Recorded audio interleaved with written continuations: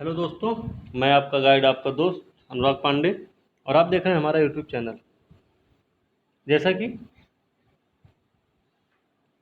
मौर्योत्तर काल जो था वो कंप्लीट हो चुका था।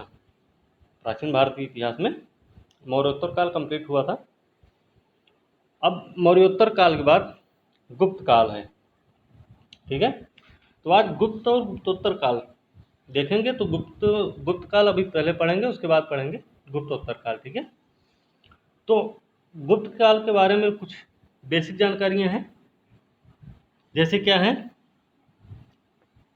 कि इनका जो टाइम पीरियड है वो माना जाता है 275 एडी से 550 एडी तक। ठीक है, प्राचीन भारतीय इतिहास की सीरीज में हमने मौर्य काल भी पढ़ा है, वैदिक काल, उससे पहले हमने वैदिक काल पढ़ा है, फिर उससे भी पहले हम सिंधु घाटी सभ्यता भी पढ़ चुके हैं। मौर्योत्तर काल में भी हमने पढ़ा था, क्या पढ़ा था कि कनिष्क का शासनकाल पढ़ लिया था हमने। ये कौन है? ये जो है वो बाह्य आक्रमणकारी आक्रांता लोग जो आए थे उसमें अंतिम वंश था कनिष्क का। और उसमें जैसे हिंद एवं शक, पहलव और कुषाण, तो कुषाण शासक थे कनिष्क। कनिष्क सबसे महान शासक हुए और कनिष्क अपने वंश के सबसे महान शासक हुए। और उन्होंने क्या किया था कि अपने साम्राज्य का विस्तार उन्होंने मध्य एशिया से लेके उत्तर प्रदेश और बिहार तक उनका राज्य विस्तार था। और उन्हीं के टाइम पे जो भारत, मतलब दोनों मध्य एशिया और भारत, इनमें अंतर क्षेत्रीय संस्कृति और अंतर क्षेत्रीय व्यापार में वृद्धि हुई, ऐसा भी हम बताए थे और ऐसा भी पढ़ा गया था। ठीक है, तो आज है गुप्त काल, पढ़ेंगे हम। गुप्त काल के बारे में क्या है कि गुप्त काल के संस्थापक जो रहे हैं वो रहे हैं श्री गुप्त। श्री गुप्त जो थे गुप्त काल के संस्थापक हैं और गुप्त काल की स्थापना इन्होंने की थी 275 एडी में। ठीक है, 275 एडी में श्रीगुप्त ने गुप्त वंश की स्थापना की थी। ठीक है, तो इनका ज़्यादा नहीं, अब इन पे एक ही क्वेश्चन यही बन सकता है कि संस्थापक कौन थे। ठीक है, तो हम पढ़ते हैं, शुरू करते हैं चंद्रगुप्त प्रथम। ठीक है, चंद्रगुप्त प्रथम से हम बात करेंगे, शुरुआत करेंगे। वीडियो देखिए, ये जो वीडियो है ये यूपीएससी या स्टेट पीएससी या फिर जो भी अन्य एग्ज़ाम्स होते हैं उनमें इतिहास पूछा जाता है। और इतिहास के ये सारे क्वेश्चन हैं, जैसे गुप्त वंश से संबंधित भी क्वेश्चन आते हैं कि संस्थापक कौन रहे हैं, चंद्रगुप्त प्रथम कौन थे, इनकी उपाधि क्या रही है, ठीक है, इनका टाइम पीरियड क्या रहा, तो ऐसे क्वेश्चंस आते हैं। तो चलिए शुरू करते हैं और वीडियो को लास्ट तक देखना ना भूलें। साथ में वीडियो को लाइक, शेयर और सब्सक्राइब ज़रूर करें, क्योंकि आपके सहयोग से ही यह चैनल, ये वीडियो जो है और भी लोगों तक पहुंच सकता है। ठीक है, और सब्सक्राइब करने का फ़ायदा ये है कि अगर वीडियो कोई नया आता है, दूसरा वीडियो अगर अपलोड किया जाता है तो वो आपको उसका नोटिफिकेशन सबसे पहले आएगा आपके पास। ठीक है, तो चलिए शुरू करते हैं आज का वीडियो। हम पढ़ रहे थे चंद्रगुप्त प्रथम। चंद्रगुप्त प्रथम कौन है? ये गुप्त गुप्त काल के सबसे शक्तिशाली, पहले शक्तिशाली शासक हुए। कौन? चंद्रगुप्त प्रथम। इनका टाइम पीरियड जो है 319 से 335 के बीच रहा है। 319 से 335 के बीच जो रहा है वो चंद्रगुप्त प्रथम का शासनकाल रहा है और सबसे शक्तिशाली, पहला सबसे सबसे शक्तिशाली शासक था ये। इनकी उपाधि क्या रही? महाराजा धीराज की उपाधि इन्होंने धारण की। और ये जो है अपनी महत्ता को सूचित करने के लिए इन्होंने महाराजा धीराज की उपाधि धारण की थी। ठीक है, चलिए आगे देखते हैं। इन्होंने एक संवत चलाया था। संवत का नाम था, क्या था? संवत का नाम था गुप्त संवत। वो था 319 एडी में गुप्त संवत की शुरुआत हुई। और चलाया किसने? चंद्रगुप्त प्रथम ने। और क्यों चलाया? इसी साल इन्होंने राजगद्दी संभाली थी, मतलब सत्ता जो है इनके हाथ में आई थी 319 में। और 319 को इसीलिए इन्होंने गुप्त संवत की शुरुआत कर दी 319 में ही। ठीक है, चलिए आगे देखते हैं। आगे है समुद्रगुप्त। समुद्रगुप्त कौन है? समुद्रगुप्त भी गुप्त काल के ही शासक हैं। इनको जो है भारत का नेपोलियन कहा जाता है। क्वेश्चन ये भी, प्रश्न ये भी आता है, इस तरीके से भी आ सकता है, या प्रश्न इस तरीके से भी आ सकता है कि विंसेंट स्मिथ द्वारा रचित वो कौन सी किताब है जिसमें समुद्रगुप्त को भारत का नेपोलियन कहा गया है। तो ये भी आपको ध्यान में होना चाहिए कि अर्ली हिस्ट्री ऑफ इंडिया एक ऐसी किताब है जिसकी रचना विंसेंट स्मिथ ने की थी और इन्होंने समुद्रगुप्त को भारत का नेपोलियन कहा था। ठीक है, चलिए अगला देखते हैं क्या है कि इलाहाबाद का जो अशोक स्तंभ है, प्रयाग प्रशस्ति बोलते हैं इसको, इसमें किसका प्रशंसात्मक वर्णन किया गया है? तो समुद्रगुप्त का प्रशंसात्मक वर्णन किया गया है। और हरिशेन है, हरिशेन ने इसको लिखा था। किसमें लिखा गया है? संस्कृत में। हरिशेन द्वारा संस्कृत में लिखा गया प्रयाग प्रशस्ति या इलाहाबाद का अशोक स्तंभ समुद्रगुप्त के किसमें है? प्रशंसात्मक वर्णन करता है। ठीक है, अब आइए प्रयाग प्रशस्ति के बारे में जानते हैं, क्योंकि समुद्रगुप्त को पढ़ रहे हैं तो प्रयाग प्रशस्ति को जानना जरूरी है। ठीक है, तो प्रयाग प्रशस्ति क्या भाई? प्रयाग प्रशस्ति जो है समुद्रगुप्त की विजयों का उल्लेख करता है। ठीक, दूसरा इससे जो है पता चलता है कि इस समय संधि विग्राहक, खाद्य पाकिक, कुमारामात्य और महादंड नायक, इन 4 अधिकारियों का वर्णन भी प्रयाग प्रशस्ति में किया गया है, जिसको हरिशेन ने संस्कृत भाषा में लिखा था। ये चीज़ आपको ध्यान में रखनी है। कौन कौन से हैं अधिकारी? संधि विग्राहक, खाद्य पाकिक, कुमारामात्य और महादंड नायक। ठीक है, चलिए प्रयाग प्रशस्ति जो थी अशोक द्वारा लिखी गई थी, अशोक द्वारा निर्मित थी प्रयाग प्रशस्ति, जो मूलतः कौशाम्बी में था। ये पहले कौशाम्बी में अशोक ने स्थापित किया था। बाद में क्या हुआ कि इसको समुद्रगुप्त ने भी इस पे अपना वर्णन किया, प्रशंसात्मक वर्णन करवाया। फिर इसी को अकबर क्या किया? इलाहाबाद में लाके स्थापित करवाया था। अकबर महान है, अकबर महान ने क्या किया? कौशाम्बी में स्थापित अशोक के द्वारा जो स्तंभ रहा है उसको इलाहाबाद में लाके स्थापित करवाने का काम किया अकबर ने। ठीक है, अब इसी प्रयाग प्रशस्ति में जहांगीर और बीरबल का भी उल्लेख किया गया है। ये भी प्रश्न आ चुका है, पहले स्टेटमेंट के रूप में भी आया है और सीधे प्रश्न के रूप में भी आया हुआ है, तो इस चीज को भी ध्यान में रखना है आपको। चलिए आगे देखते हैं क्या है। अब बात करेंगे चंद्रगुप्त द्वितीय की। चंद्रगुप्त द्वितीय कौन है? चंद्रगुप्त द्वितीय जो थे वो शकारी, इन्होंने शकों को पराजित किया था और शकों को पराजित करने के उसमें इन्होंने अपना नाम रखा शकारी। शकारी इन्होंने अपना नाम रखा, मतलब उपाधि धारण की, और साथ में शक विजेता जिसको बोलते हैं। ठीक है, शकारी इन्होंने अपनी उपाधि रखी है। और साथ में एक चीज ये भी ध्यान रखें कि जो शक शासक था जिसको चंद्रगुप्त द्वितीय ने पराजित किया था उसका नाम क्या था? तो उसका नाम था रुद्र सिंह तृतीय, रुद्र सिंह थर्ड। ठीक है, रुद्र सिंह तृतीय को इन्होंने पराजित किया था, किसने? चंद्रगुप्त द्वितीय ने।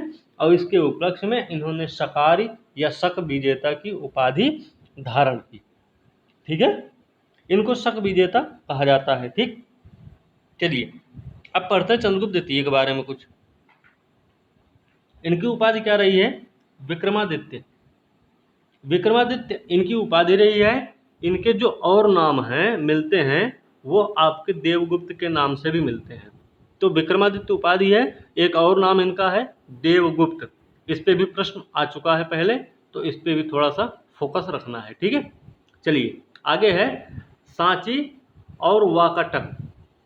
सांची और वाकाटक अभिलेख से इसका प्रमाण मिलता है। सांची और वाकाटक अभिलेख से भी इनका प्रमाण मिलता है, किसका? चंद्रगुप्त द्वितीय का। तो इसका मतलब है कि सांची और वाकाटक में भी क्या है, इनका कुछ न कुछ प्रभाव रहा है, ठीक है। इनके और नाम क्या क्या रहे हैं? देवराज, देवश्री। अब देखिए क्या है कि चंद्रगुप्त द्वितीय के और नाम क्या क्या हैं। एक तो देवगुप्त हो गया, दूसरे देवराज, आगे देवश्री, उपाधि रही है विक्रमादित्य। ये वही विक्रमादित्य हैं जिन्होंने मेहरौली का लौह स्तंभ स्थापित किया था। मेहरौली का लौह स्तंभ कहाँ है? आपको पता होना चाहिए कि ये दिल्ली में है, कुतुब मीनार के प्रांगण में है, ठीक है। वहाँ पे बहुत सारी चीज़ें, अगर आप गए होंगे कुतुब मीनार को देखा होगा, तो वहाँ पे क्या क्या है? कुतुब मीनार ही है सबसे पहली चीज़। दूसरी चीज़ वहाँ पे अलाई दरवाज़ा भी है, जो कि बलुआ पत्थर और संगमरमर से बना हुआ है, और वहीं पे मेहरौली का लौह स्तंभ भी स्थापित किया गया है, ठीक है। चलिए अब देखते हैं क्या है आगे। इन्होंने परम भागवत की उपाधि धारण करने वाले पहले गुप्त शासक हुए। कौन? चंद्रगुप्त विक्रमादित्य परम भागवत की उपाधि धारण करने वाले पहले गुप्त शासक यही हुए थे, ठीक है। इसके अलावा हमने मेहरौली स्तंभ के बारे में बताया था अभी, मेहरौली स्तंभ लेख। तो मेहरौली स्तंभ अभिलेख में हमने पहले भी पिछले वीडियोज में भी हमने बताए थे कि विष्णुपद पर्वत पर इन्होंने क्या किया था? विष्णु ध्वज की स्थापना की थी। विष्णुपद पर्वत पर विष्णु ध्वज की स्थापना की थी। इससे इनके वैष्णव धर्म के वैष्णव धार्मिक होने के प्रमाण मिलते हैं। तो इन्होंने परम भागवत की भी उपाधि धारण की थी। इससे भी पता चलता है कि वैष्णव मत को मानते थे, ठीक है। तो ये चीज़ें आपको ध्यान में रखनी है। कल एक प्रश्न था, प्रश्न ये था कि लॉर्ड हेस्टिंग के बारे में पढ़ रहे थे, ठीक है। तो लॉर्ड हेस्टिंग के बारे में हम पढ़े थे कि पैरामाउंट सी की नीति अपनाई थी उन्होंने। पैरामाउंट सी को बोलते हैं सर्वोपरि, सर्वोपरिता होती है। तो पैरामाउंट सी की नीति अपनाई। उन्होंने तीसरा आंग्ल मराठा युद्ध जब हुआ था तब वो लॉर्ड हेस्टिंग ही थे, ठीक है। और उसमें उसके बाद क्या हुआ था कि पेशवा को हटा दिया गया पद से। पेशवा को क्या पेंशन दे के भेज दिया गया बिठूर। उसके साथ में क्या किया? अच्छा, तीसरा जो आंग्ल मराठा युद्ध था उसका रीजन क्या था? उसका मेन मोटिव ये था, हमारा प्रश्न भी यही था कल, कि पिंडारियों का दमन करना। पिंडारियों का दमन करने की नीयत से क्या हुआ कि लॉर्ड हेस्टिंग ने तीसरा आंग्ल मराठा युद्ध करवा दिया। अंततः क्या हुआ? पिंडारियों का दमन हुआ भी और पेशवा का पद भी समाप्त हो गया। तो हमारा यही प्रश्न था, लेकिन आप लोगों ने उसका उत्तर नहीं दिया था। एक किसी ने उत्तर दिया तो वो पूछा कुछ और गया था, बताए कुछ और थे, ठीक है। चलिए अब देखते हैं, आते हैं इस पे। हमने पहले बताया था कि शकों को पराजित करने के कारण इनको शकारी कहा जाता है, और शक शासक थे रुद्र सिंह तृतीय, ठीक है। पराजित किए। पश्चिमी भारत में शक सत्ता का उन्मूलन पश्चिमी भारत में थे। पश्चिमी भारत में कौन? शक वंश के लोग वहाँ पे शासन करते थे, जो कि रुद्र सिंह तृतीय। और रुद्र सिंह तृतीय को क्या किया? इन्होंने पराजित किया और शकारी की उपाधि धारण की। इनको शक विजेता भी कहा जाता है, ठीक है। और इसी के उपलक्ष्य में शकों को हराने के ही उपलक्ष्य में इन्होंने क्या किया? रुपया नाम का एक चांदी का सिक्का भी चलाया था। रुपया नाम का सिक्का, ये प्रश्न आ चुका है पहले भी। तो रुपया नाम का सिक्का इन्होंने कब चलाया? रुपया नाम का सिक्का इन्होंने चलाया है जब इन्होंने शकों को पराजित कर दिया था और शक को क्या किया, पश्चिमी भारत से उनका उन्मूलन कर दिया था। उस समय इन्होंने रुपया नाम का चांदी का सिक्का चलाया था। ठीक है, चलिए आगे देखते हैं। चंद्रगुप्त द्वितीय विक्रमादित्य, चंद्रगुप्त विक्रमादित्य चंद्रगुप्त द्वितीय विक्रमादित्य जो थे, इनके समय पे एक चीनी यात्री आया था। चीनी यात्री का नाम क्या था? नाम था फाहियान। फाहियान आए, फिर ह्वेनसांग आए, फिर कौन आते हैं? इत्सिंग। तो इनका क्रम पहले भी आ चुका है एग्जाम में, परीक्षा में आपके, तो अभी भी इसको ध्यान में रखना है। तो सबसे पहले फाहियान, फिर ह्वेनसांग, उसके बाद है इत्सिंग का नाम आता है। ठीक है, फाहियान, ह्वेनसांग और इत्सिंग। हम आगे पढ़ेंगे जब, तब इनके बारे में भी, ह्वेनसांग और इत्सिंग के बारे में भी बातें होंगी। अभी हम देखते हैं चंद्रगुप्त द्वितीय विक्रमादित्य के बारे में पढ़ रहे हैं। ठीक है, अब देखिए, अकबर के दरबार में 9 रत्न हुआ करते थे।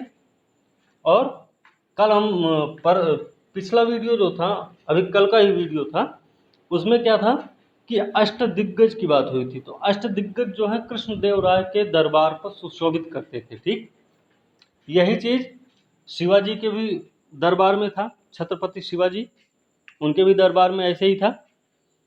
साथ में चंद्रगुप्त प्रथम विक्रमादित्य जो हैं, इनके भी दरबार को 9 रत्न सुशोभित करते थे। ठीक है, तो ये 9 रत्न कौन कौन से थे, ये ध्यान रखना है। ठीक है, तो ये 9 रत्न कौन कौन से भाई? सबसे पहले कालिदास, महाकवि कालिदास रहे।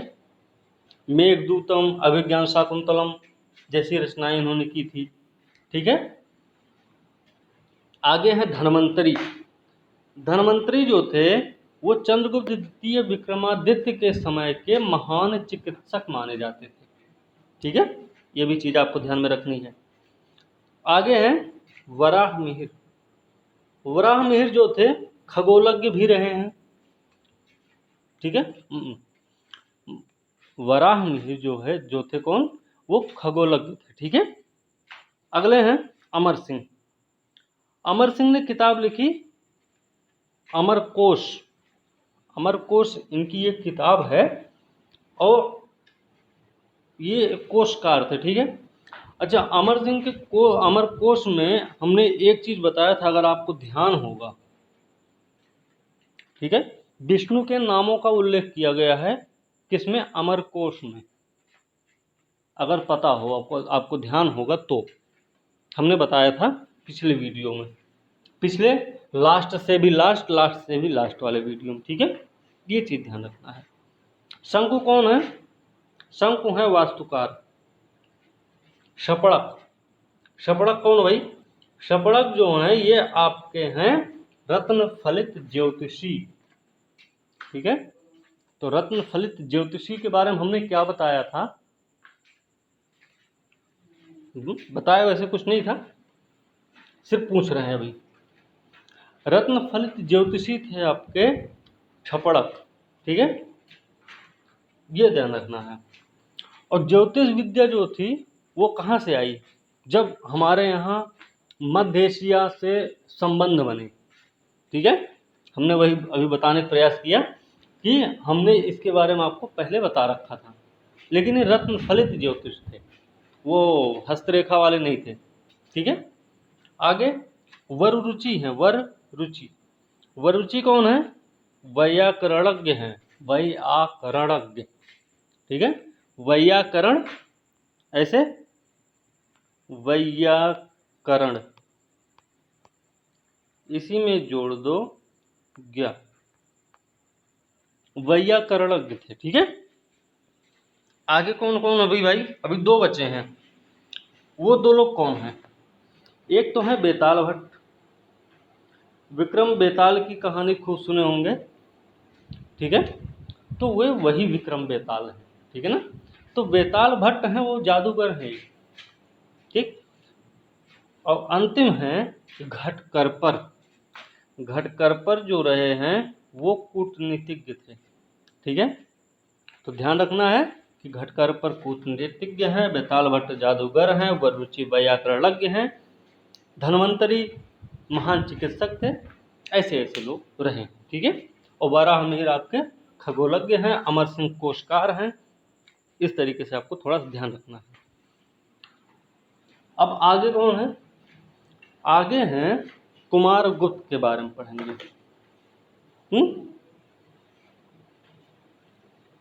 कुमारगुप्त प्रथम नाम है इनका। इनको महेंद्रादित्य भी कहा जाता है, ये लिखा गया है। महेंद्रादित्य भी कहा जाता है किसको? कुमारगुप्त को। ठीक है, और एक सबसे बड़ी चीज इनके बारे में बताई जाती है कि सबसे ज्यादा जो अभिलेख मिले हैं वो कुमारगुप्त के ही हैं। सबसे ज्यादा अभिलेख किसके मिले? कुमारगुप्त के। सबसे ज्यादा अभिलेख किसके मिले हैं? तो आपको पता होना चाहिए कुमारगुप्त के। ठीक है, तो ये चीज आपको ध्यान में रखनी। चलिए देखते हैं, अभी है इसमें लिखा गया, पहले से भी मौजूद है। अब देखते हैं इसके बारे में। कुमारगुप्त को कुमारगुप्त की उपाधि रही है महेंद्रादित्य, और माता का नाम इनके रहा है ध्रुव देवी।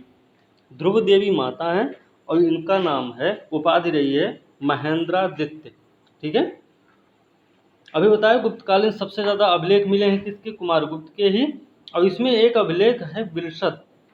बिलसद अभिलेख में कुमारगुप्त प्रथम तक के गुप्त काल की जानकारी मिलती। मतलब श्री गुप्त से लेके कुमारगुप्त प्रथम तक की जानकारी अगर हमें कहीं मिलती है तो वो है बिलसद अभिलेख। ठीक है, इतना आपको ध्यान रखना है। चलिए आगे देखते हैं। बंगाल से ताम्रपत्र प्राप्त होते हैं। बंगाल से ताम्रपत्र प्राप्त होते हैं, और ताम्रपत्र जो हैं तीन स्थानों से मिले हुए हैं। ठीक है, बंगाल में ही तीनों जगह है। वो तीनों जगह कौन कौन सी है? एक तो है धनदय, दूसरा दामोदरपुर, और तीसरा है वैग्राम। धनदय, दामोदरपुर और वैग्राम ताम्रपत्र अभिलेख किसके समय के हैं? कुमारगुप्त के समय के हैं, और बंगाल में ये पाए गए हैं। ठीक है, चलिए इन्होंने स्वर्ण, रजत और ताम्र मुद्राएं इनके टाइम की हैं। इन्होंने स्वर्ण, रजत और ताम्र मुद्राओं का प्रचलन किया होगा, इसलिए ये मिलते हैं। ठीक है, ये भी चीज हो गई। अब इनकी जो मुद्राएं रही हैं उन पर कुछ उपाधियां रही हैं। एक तो महेंद्रादित्य उपाधि है, तो महेंद्रादित्य के अलावा भी कुछ उपाधियां रही हैं। जैसे क्या? महेंद्रादित्य, श्री महेंद्र, महेंद्र सिंह और अश्वमेध महेंद्र। तो महेंद्रादित्य, श्री महेंद्र, महेंद्र सिंह और अश्वमेध महेंद्र नाम किसका है? किसका वर्णन कर रहा है ये नाम? तो आपको पता होना चाहिए कुमारगुप्त प्रथम का के बारे में बता रहा है। ठीक है, चलिए आगे हैं स्कंदगुप्त। स्कंदगुप्त को क्यों जानते हैं? स्कंदगुप्त को याद करते हैं हूणों के आक्रमण से। हूणों का आक्रमण स्कंदगुप्त के टाइम से होने लग जाता है, तो स्कंदगुप्त के हम याद करते हैं हूणों के आक्रमण से। ठीक है, चलिए स्कंदगुप्त उपाधि रही क्या इनकी? क्रमादित्य। तो पूरा नाम हुआ स्कंदगुप्त क्रमादित्य। ठीक है, इनके सिक्कों पर क्या क्या मिला है? मुख्य भाग पर अगर देखा जाए धनुष बाण लिए राजा की आकृति, और पीछे वाले भाग पर पद्मासन पर बैठी लक्ष्मी की आकृति। वैष्णव धर्म के अनुयायी थे, और विष्णु के जो अर्धांगिनी है वो लक्ष्मी जी हैं। तो लक्ष्मी की आकृति भी इनके सिक्कों पे मिलती है, वो भी पिछले वाले भाग पे। सामने क्या है? धनुष बाण लिए राजा की आकृति छपी हुई है। ठीक है, ये चीज आपको ध्यान में रखना है। चलिए आगे देखें। आगे क्या है कि कुछ सिक्कों पर गरुड़ ध्वज तथा इनकी उपाधि क्रमादित्य भी अंकित है। कुछ सिक्के ऐसे भी मिले हैं कि उन पे गरुड़ ध्वज और क्रमादित्य इनकी उपाधि जो थी वो दोनों छपे हुए हैं। ये भी चीज़ आपको ध्यान में रखना है। अब देखिए, होड़ों का जो पहला आक्रमण हुआ है वो सबसे पहले स्कंदगुप्त के ही टाइम पर हुआ है, ठीक है।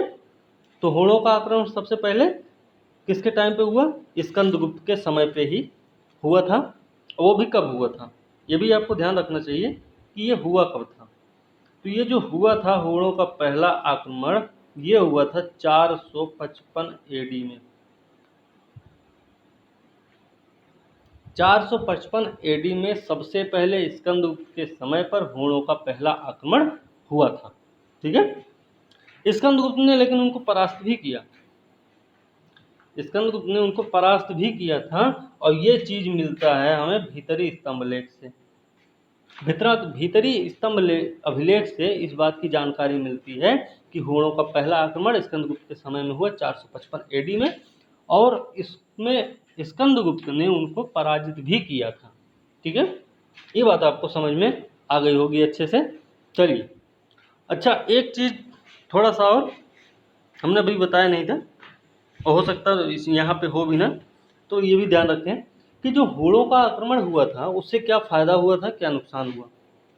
उससे फायदा या नुकसान जो भी हुआ, लेकिन एक बात साफ हुई कि जो भारत है उस समय का भारत, क्या हुआ, उसका जो व्यापार व्यापार हुआ क्या, वो दक्षिण पूर्व एशिया के व्यापार पर इसकी निर्भरता बढ़ गई। दक्षिण पूर्व एशिया के व्यापार पर भारत की निर्भरता क्या हुई, बढ़ गई। मतलब अधिक आत्मनिर्भर हो गए। अधिक आत्मनिर्भर हो गए अगर आता है ऑप्शन में तो भी सही है, अगर बढ़ जाती बोलते हैं कि निर्भरता बढ़ गई तो भी सही माना जाएगा, ठीक है। निर्भरता बढ़ गई, ठीक है, ये चीज। चलिए आगे देखते हैं। आगे हम तोरमाड़ हैं, हूण है, ये हूण आक्रमणकारी हैं, तो इनके बारे में थोड़ी सी जानकारी भी होनी चाहिए। कौन थे, कैसे दिखते थे ये तो नहीं पता, लेकिन हूण थे तो जानकारी थोड़ी बहुत होनी चाहिए। तो दूसरा हूण जो आक्रमण होता है भारत में, उसका नेता कौन होता है, आपके तोरमाड़। तोरमाड़ जो होता है वो दूसरे हूण आक्रमण का नेता होता है, ठीक है। दूसरा चीज कि एरण से जो प्राप्त वराह प्रतिमा है उस पे खुदा हुआ एक अभिलेख है धन्य विष्णु, उस पे अभिलेख खुदा हुआ वराह प्रतिमा एरण अभिलेख है, वहां पे एक क्या है, एरण अभिलेख है, वहां से एक वराह की प्रतिमा मिली हुई है और उस पे खुदा हुआ है धन्य विष्णु को सामंत बताया गया है। कहाँ पे, एरण से प्राप्त जो वराह प्रतिमा है उस पे धन्य विष्णु को क्या बताया गया है, सामंत बताया गया है। किसका किसका सामंत बताया गया है, तो आपको ध्यान रखना है कि इसको तोरमाड़ को बताया गया है, ठीक है। चलिए, अब ये जो थे मिहिरकुल के पुत्र थे। अब मिहिरकुल के पुत्र थे तो दूसरा आक्रमण इन्होंने अगर किया है तो पहला आक्रमण हो सकता है मिहिरकुल ने ही किया हो, क्योंकि पिता थे। अब जब पिता हैं तो उनके भी बारे में जानकारी होनी चाहिए, क्योंकि पिता और पुत्र की जानकारी बराबर से रखनी पड़ती है, ठीक है। अब देखते हैं क्या है कि मिहिरकुल जो थे अत्यंत क्रूर और अत्याचारी व्यक्ति थे, पहली बात।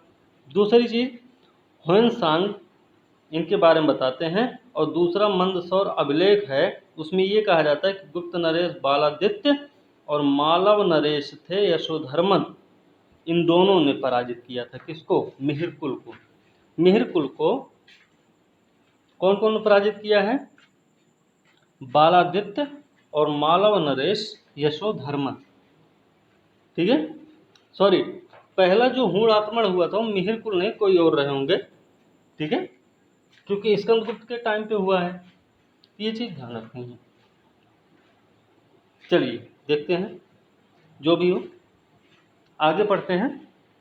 आगे क्या है कि अब गुप्तकालीन व्यापार के बारे में देख लेते हैं, क्योंकि गुप्तकालीन जो शासक रहे हैं वो सब हो गया। अब अब इसके व्यापार के बारे में देखते हैं, इनका व्यापार कैसे चलता था, इनकी सामाजिक स्थिति कैसी थी, इनके यहाँ समाज में लोग कैसे रहते थे, ये सब चीज़ें थोड़ा ध्यान रखना है। तो भाई गुप्तकालीन जो व्यापार हुआ करता था उसके लिए एक प्रमुख बंदरगाह माना जाता था ताम्रलिप्ति। ताम्रलिप्ति वह आज के बंगाल को, बंगाल में है, बंगाल में था, है नहीं था, ठीक है। यहाँ से कहाँ कहाँ व्यापार किया जाता था? उत्तर भारत, दक्षिण पूर्व एशिया, और कहाँ कहाँ, श्रीलंका, जावा, सुमात्रा तक व्यापार होता था। किससे? ताम्रलिप्ति से, ठीक है। और ताम्रलिप्ति का वर्तमान नाम है मिदनापुर। ताम्रलिप्ति का वर्तमान नाम है मिदनापुर, और जो कि कहाँ पे है? ताम्लुक स्थान है यहीं मिदनापुर में। मिदनापुर में एक जगह का नाम है ताम्लुक, ठीक है। और ये पश्चिम बंगाल में पड़ता है आज के समय में, ठीक है। और एक और बंदरगाह है पश्चिमी क्षेत्र का, है तो पूर्वी क्षेत्र में हुआ ताम्रलिप्ति, पश्चिमी क्षेत्र में है भृगुकच्छ। भृगुकच्छ को आज के समय में भड़ौच बोलते हैं, ठीक है। तो भृगुकच्छ में क्या था? भृगुकच्छ से पश्चिमी देशों को व्यापार किया जाता था, ठीक है। चलिए देखते हैं। अच्छा, भृगुकच्छ है, भड़ौच कहते हैं, पश्चिमी देशों के साथ व्यापार यहीं से होता था। ये भी चीज़ आपको क्लियर हो गई होगी। आगे देखते हैं प्राचीन भारत की अर्थव्यवस्था कैसी रही है। अब उसके बारे में भी जानकारी होनी चाहिए कि उसकी वहाँ उस समय की व्यवस्था कैसी रही। तो उस समय उनकी व्यवस्था जो रही है वो कैसी रही? इसमें श्रेणी होती थी, और जो श्रेणी थी वो क्या थी? व्यापारियों का संगम होता, संगठन होता था। ये श्रेणियाँ जो थी वो क्या थी? ये श्रेणी जो थी वो क्या थी? व्यापारियों का संगठन था। श्रेणी हम किसको बोलते हैं? व्यापारियों के संगठन को बोलते थे श्रेणी उस समय। ये चीज आपको ध्यान में रखनी है, ठीक है। चलिए देखते हैं फिर अब क्या है इसमें। तो व्यापारियों द्वारा व्यापार के समुचित संचालन के लिए श्रेणियों का विशेष महत्व था। अब श्रेणी के बारे में जान गए, व्यापारियों का संगठन होता था, तो हमें ये भी पता होना चाहिए कि इनका काम क्या क्या थे। तो इनके काम क्या थे भाई? इनके काम थे व्यापारियों द्वारा व्यापार के समुचित संचालन के लिए इनका विशेष महत्व होता था।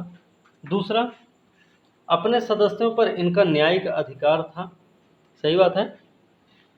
तीसरा था वेतन, काम करने के नियम, मानक और कीमत का निर्धारण यही श्रेणियां ही करती थी, ठीक है। क्या क्या? वेतन, काम करने के नियम, मानक तथा कीमत का निर्धारण श्रेणियां ही करती थी, ठीक है। चौथा कि अपने नियम स्वयं बनाते थे, राजा का हस्तक्षेप नहीं होता था। ये चीज अच्छे से समझ जाएं, अच्छे से ध्यान रखना है।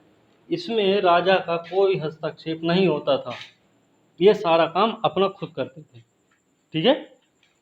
अगला है, हाँ ये देखिए लिखा भी गया है इसमें कि संचालन में राजा का कोई हस्तक्षेप नहीं होता था, ठीक है। चलिए आगे देखते हैं उद्योग केंद्र के बारे में। उद्योग केंद्र के बारे में देखते हैं कि वस्त्र उद्योग है। वस्त्र उद्योग है तो वस्त्र उद्योग के बारे में क्या क्या है भाई? वस्त्र उद्योग के बारे में अगर देखें, पहली बात तो इनका जो उद्योग रहा है वो सबसे प्रमुख उद्योग माना जाता था वस्त्र उद्योग। वस्त्र उद्योग कहाँ कहाँ थे ये जानकारी होनी चाहिए, ठीक है। तो जो इनका वस्त्र उद्योग क्षेत्र था वो गुजरात है, बंगाल है, दक्कन है, तमिलनाडु है। गुजरात, बंगाल, दक्कन और तमिलनाडु जो था वो वस्त्र उत्पादन केंद्र हुआ करता था। अब इनके अंतर्राष्ट्रीय व्यापार केंद्र भी है, आज भी अंतर्राष्ट्रीय व्यापार केंद्र होता है, व्यापार केंद्र हैं हमारे पास। तो उस समय भी अंतर्राष्ट्रीय व्यापार केंद्र थे, वो कहाँ कहाँ थे वो ध्यान रखना है। और ये गुप्तकालीन हैं, ना कि किसी और काल से जोड़ें आप लोग। ये कौन कौन से हैं? ताम्रलिप्ति, भृगुकच्छ, अरिकामेडु, कावेरीपत्तनम, मुजिरिस प्रतिष्ठान, सोपारा, बारबेरिकम। ये जो हैं इनके अंतर्राष्ट्रीय व्यापार केंद्र थे, ठीक है। ये भी चीज़ आपको ध्यान में रखनी है। आगे देखते हैं, धन्वंतरि का नाम लिया था हमने, धन्वंतरि का हमने नाम लिया था, तो क्या थे, महान चिकित्सक थे। ठीक है, क्या थे वो, आयुर्वेद शास्त्र के प्रकांड पंडित कौन थे, धन्वंतरि। इसमें एक नाम और है, चरक। चरक का नाम, चरक व सुश्रुत में, ठीक है, चरक परिणति है, ये चरक और सुश्रुत में आयुर्वेद और चिकित्सा क्षेत्र में जो विकास हुआ वो चरक परिणति में किया गया, जो चरक और सुश्रुत के साथ। दूसरा सुश्रुत संहिता है एक किताब, सुश्रुत संहिता एक किताब का नाम है, और यह जो है चिकित्सा के ज्ञान कार्यकुशलता को समान महत्व दिया गया है इसमें। चिकित्सा का ज्ञान और कार्यकुशलता को समान महत्व सुश्रुत संहिता में दिया गया है। ठीक है, चरक संहिता, चरक संहिता कनिष्क के समय में हमने बताया था चरक के बारे में, चरक, नागसेन, इन सब के बारे में, बाणभट्ट हैं, तो इन सब के बारे में हमने बताया था पिछले वीडियो में जब हम पढ़ा रहे थे क्या, मौर्योत्तर काल। ठीक है, तो ये तो ठीक है। आगे देखते हैं, एक है भास्कराचार्य। भास्कराचार्य कौन है, भास्कराचार्य जो हैं वो खगोलज्ञ हैं और गणितज्ञ भी हैं। भास्कराचार्य गणितज्ञ और खगोलज्ञ दोनों हैं। ये भी प्रश्न आ चुका है पहले, उम्मीद है फिर से पूछा जाए। इनकी किताबें रही कौन कौन सी, सिद्धांत शिरोमणि, सिद्धांत शिरोमणि इनकी किताब रही है, और दूसरी किताब का नाम है लीलावती। ठीक है, लीलावती बीज गणित पर आधारित है, तो ये चीज ध्यान रखना है। और सिद्धांत शिरोमणि किस पे आधारित है, सिद्धांत शिरोमणि खगोल शास्त्र पर आधारित है भाई, सिद्धांत शिरोमणि खगोल शास्त्र पर, और लीलावती बीज गणित पर। ठीक है, बीज गणित पर आधारित है। ठीक, ये चीज आपको क्लियर होनी चाहिए। एक चीज और हम आपको, अच्छा चलिए आगे देखते हैं क्या है। थोड़ा सा ये ध्यान रखना है कि जो आर्यभट्टीय सूर्य सिद्धांत है वो जो है गणित से संबंधित है। सूर्य सिद्धांत और आर्यभट्टीयम ये किससे संबंधित है, सूर्य सिद्धांत से संबंधित है। ये सूर्य सिद्धांत से संबंधित कौन सी किताब है, सूर्य सिद्धांत, और नहीं, गणित से संबंधित है। ठीक है, सूर्य सिद्धांत और आर्यभट्टीयम दोनों क्या हैं, गणित से संबंधित किताबें हैं। ठीक है ना, ये चीज। अब इसमें क्या क्या बताया गया ये ध्यान रखना है। देखिए जैसे नीचे दिया भी गया है, त्रिकोणमिति का ज्या, कोज्या और उत्क्रमज्या का उल्लेख मिलता है, और कब, 4वीं शताब्दी एडी। ठीक है, तो सूर्य सिद्धांत और आपके आर्यभट्टीयम दो किताबें हैं, ये गणित से संबंधित हैं। इनमें कौन कौन सा, त्रिकोणमिति का ज्या, कोज्या और उत्क्रमज्या का सिद्धांत मिलता है। ठीक है, चलिए थोड़ा सा और देखते हैं। ब्रह्मगुप्त द्वारा चक्रीय चतुर्भुज के सिद्धांत का वर्णन किया गया है। ब्रह्मगुप्त के द्वारा चक्रीय चतुर्भुज के सिद्धांत का वर्णन किया गया है, वो भी 7वीं शताब्दी में। 7वीं शताब्दी में ब्रह्मगुप्त के द्वारा चक्रीय चतुर्भुज के सिद्धांत का वर्णन किया गया है। ठीक है, इनके कुछ सिक्के भी रहे हैं, सिक्कों के बारे में देख लेते क्या है। जो गुप्तकालीन सिक्के रहे हैं, स्वर्ण सिक्के जो थे उनको दिनार बोलते थे। ठीक है, स्वर्ण सिक्के जो थे उनको दिनार बोलते थे। और चांदी का सिक्का हमने बताया था, जब उन्होंने शक को पराजित किया था, किसने, चंद्रगुप्त द्वितीय विक्रमादित्य ने, तो उन्होंने शकारी की उपाधि धारण की, शक विजेता कहलाए, और उसके साथ साथ इन्होंने रुपया का नाम का चांदी का सिक्का भी चलाया। तो रुपया का नाम का एक चांदी का सिक्का भी था। तो चांदी का सिक्का कौन है, रुपयक या रूपक, और सोने का सिक्का है दीनार। ठीक है, अच्छा एक चीज ये है, एरण अभिलेख के बारे में हम गुप्त काल पढ़ रहे हैं, तो एक चीज हमको ये भी ध्यान रखना है, एरण अभिलेख, इसमें एक सबसे पहले घटना यहीं पे मिलती है, वो क्या है कि सती प्रथा का पहला साक्ष्य यहीं से मिलता है। सती प्रथा का पहला साक्ष्य जो है यहीं से मिलता है, और इसमें किसके सती होने का वर्णन किया गया है। एक इनके सेनापति रहे हैं गोपराज, एक इनके सेनापति रहे हैं गोपराज, उनकी स्त्री के सती होने का प्रमाण मिलता है। तो कहाँ से मिल रहा है? एरण अभिलेख से। ठीक है, चलिए आगे देख लेते हैं। पहले सिक्के के बारे में देख रहे हैं। तो सिक्के कौन कौन से भाई? स्वर्ण सिक्कों को दिनार कहा जा रहा है। समुद्रगुप्त के टाइम में 6 स्वर्ण मुद्राएं चलाई गई थी। वो कौन कौन सी थी? गरुड़, धनुर्धारी, परशु, अश्वमेध, व्याघ्रहनन और वीणावादन। ये 6 सिक्के हैं। कौन कौन से? गरुड़, धनुर्धारी, परशु, अश्वमेध, व्याघ्रहनन और वीणावादन। ये 6 सिक्के समुद्रगुप्त के समय में सोने के थे, चलाए गए थे। ठीक है, इतना आपको ध्यान रखना है। अब दैनिक क्रय विक्रय की अगर बात करें तो उसमें कौड़ियों का प्रयोग किया जाता था।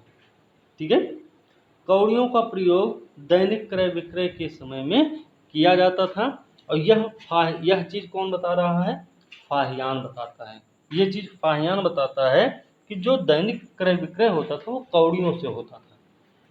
ठीक है, चलो सिक्कों का सबसे प्रसिद्ध प्राप्ति जो स्थल है वो भरतपुर है, जो कि राजस्थान में स्थित है। ये भी ध्यान रखना, जो सिक्कों का सबसे प्रसिद्ध प्राप्ति स्थल है वो भरतपुर राजस्थान में स्थित है। चांदी के सिक्कों को देखिए, हमने बताया था चंद्रगुप्त प्रथम द्वारा सबसे पहले सिक्के जारी किया गया था।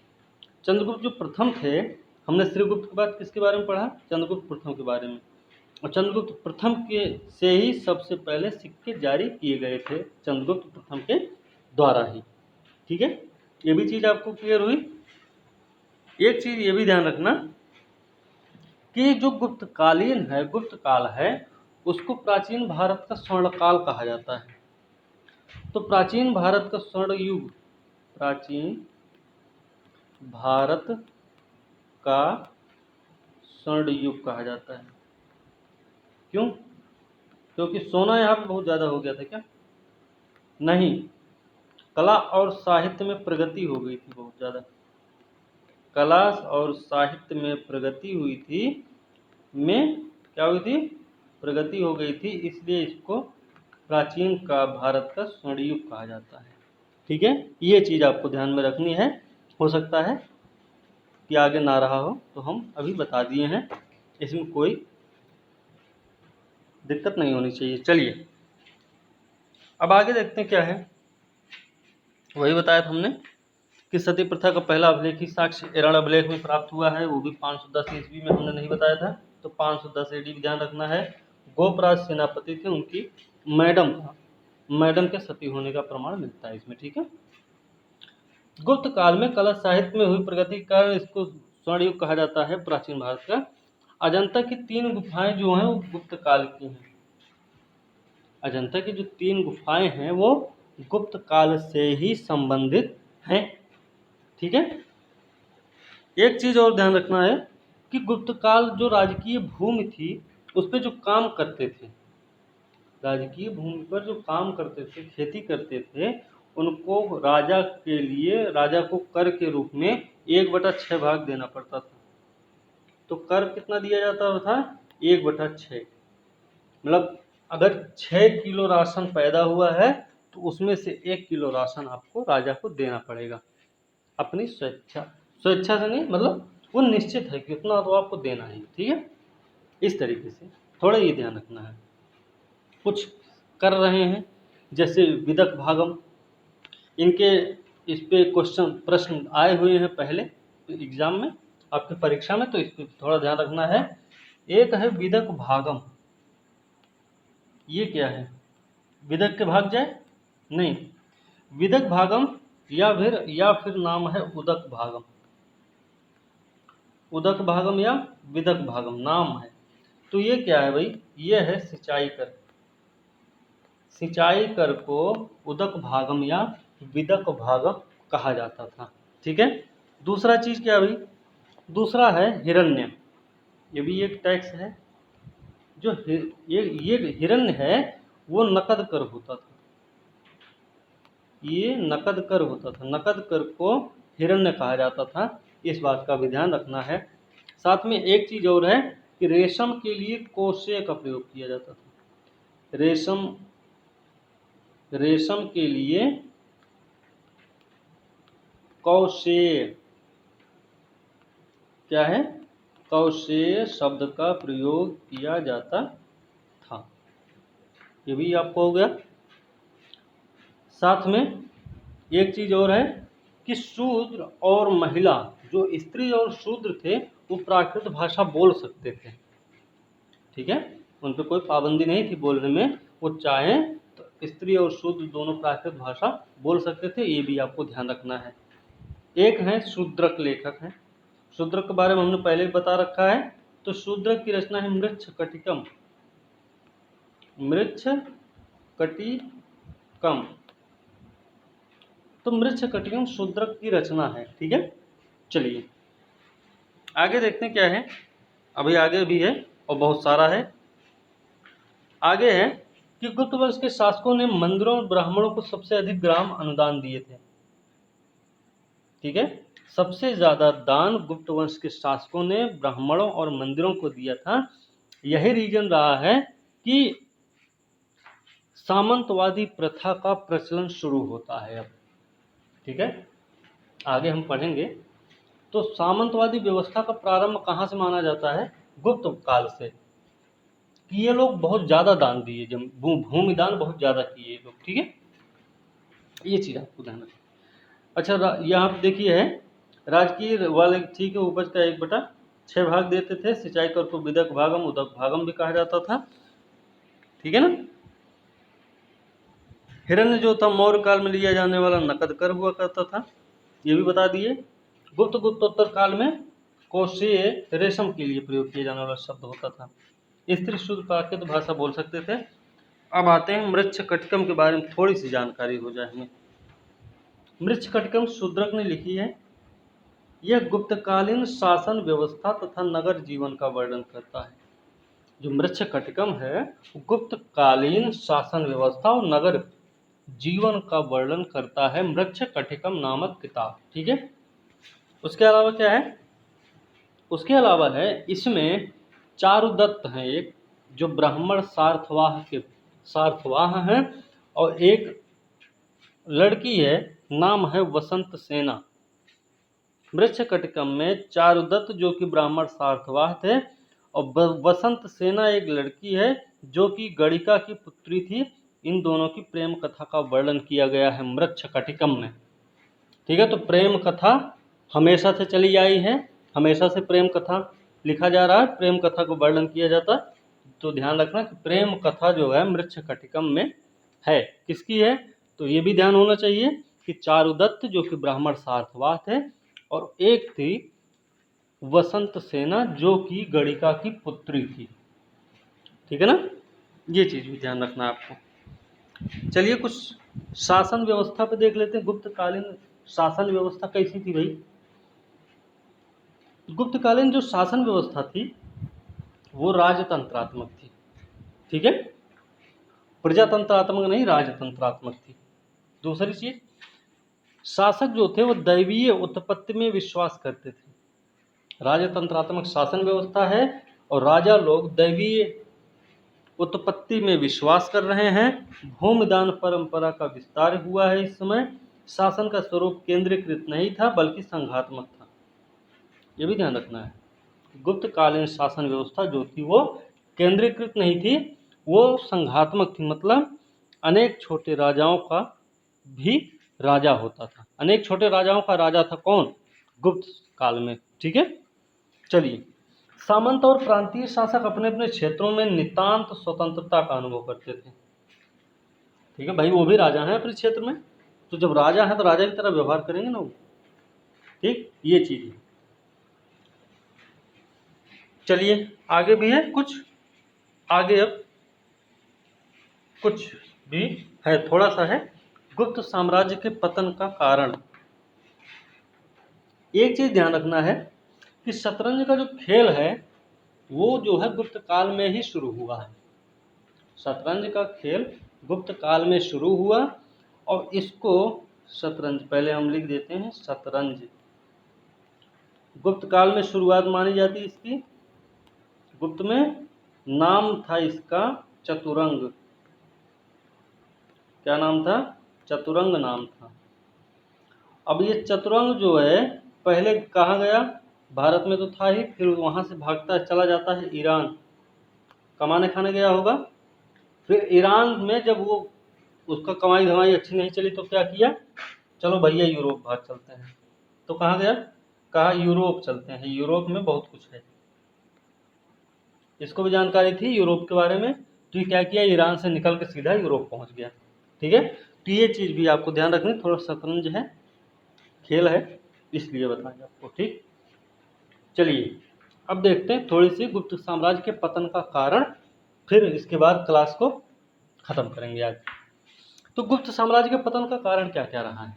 घोड़ों का आक्रमण, जैसे हमने बताया था, स्कंदगुप्त, बालादित्य, ये लोग थे। तो बालादित्य ने मिहिरकुल को पराजित किया था, और एक मालों के शासक रहे हैं, क्या नाम था? यशोधर्मन। इन दोनों ने मिहिरकुल को पराजित किया, तो स्कंदगुप्त ने घोड़ों को पराजित किया था।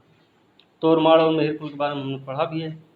दूसरा, प्रशासन का जो सामंतीय ढांचा था वो भी गुप्त काल के पतन का एक कारण है। ठीक है। तीसरी चीज क्या है? उत्तरवर्ती जो गुप्त शासक रहे वो बौद्ध धर्म को लोग स्वीकार कर लिए, ऐसा लिखा गया है। कोई धर्म स्वीकार करने से क्या मतलब होता है, लेकिन इतिहास है, बताया गया है कि जो उत्तरवर्ती गुप्त शासक रहे वो क्या किए कि बौद्ध धर्म को स्वीकार कर लिए, तो उससे भी इस पर असर पड़ा। ठीक है। चौथी चीज है, नगरों का क्रमिक पतन होने लग गया था इस समय। अब उसमें कुछ नगर हैं, जैसे पाटलिपुत्र। पाटलिपुत्र एक गांव बन के रह गया था। मथुरा, कुम्रहार, ठीक है, सोहगौरा और सोनपुर। मथुरा, कुम्रहार, सोहगौरा, सोनपुर और पाटलिपुत्र, ये सब क्या थे? ये नगर थे पहले, इनका पतन हो रहा था, पतन होना इनका शुरू हो गया था। ये भी एक रीजन है कि गुप्त साम्राज्य का पतन हुआ। तो वीडियो अगर आपको अच्छी लगी तो आप लाइक ज़रूर करें, कमेंट करके भी बताएं कि वीडियो में कमी क्या है। जो कमी होगी उसको सुधारने की कोशिश की जाएगी। साथ में लाइक करने के साथ साथ कमेंट करें। कमेंट करके क्या कमेंट करने, उसके बाद अपने दोस्तों को भी शेयर करना ना भूलें, उनको भी इसका फ़ायदा मिलना चाहिए, उनकी भी हेल्प होगी। तो आप लोग उनको भी शेयर कीजिए, साथ में सब्सक्राइब कीजिए। सब्सक्राइब करने के बाद बेल आइकन को ज़रूर दबाएं, जिससे कि नोटिफिकेशन आपके पास टाइम टू टाइम या समय समय से पहुंचता रहे। ठीक है। तो आज की क्लास यहीं पे समाप्त करते हैं, फिर कल मिलते हैं अगली वीडियो के साथ। ठीक है, धन्यवाद दोस्तों।